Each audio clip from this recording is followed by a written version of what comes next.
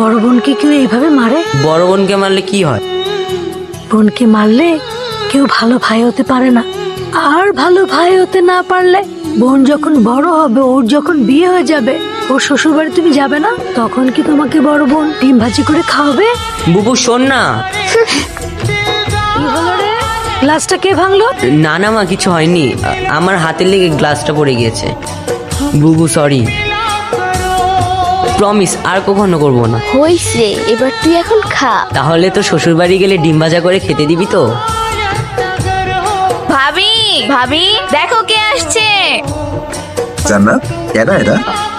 আমার ভাই। তোমার বোন সারাদিন কতবার তোমার নাম নেয়, তুমি জানো না? মান্নাত এটা করতো, মান্নাত ওইটা করতো, মান্নাত এমন, মান্নাত তেমন, কত কথা যে কয়। তুমি আসছো ভাই, আমি অনেক খুশি হয়েছি। যবে থেকে বিয়ে হয়েছে তোমার বোন কেউ দেখতে আসা তো দূরের কথা, ফোন দিয়ে একটা খবরও নেয় না। তুমি আসছো ভাই, আমি অনেক খুশি হয়েছি। এই জান্নাত, তোমার ভাই আসছে, বাজারেও একটা নিয়ে আসো। আজকে তুমি নিজের হাতে তোমার ভাইয়ের যত পছন্দের খাবার আছে সব রান্না করে খাওয়াবে। তাড়াতাড়ি নিয়ে আসো। না,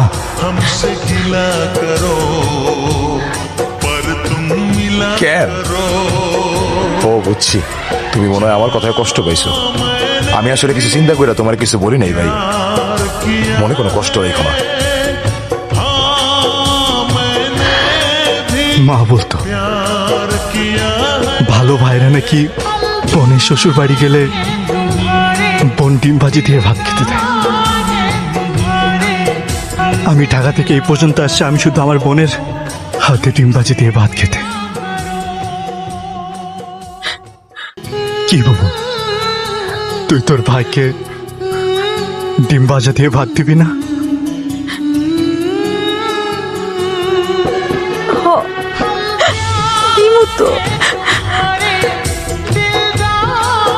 কি ব্যাপার ভাই, কোনো সমস্যা?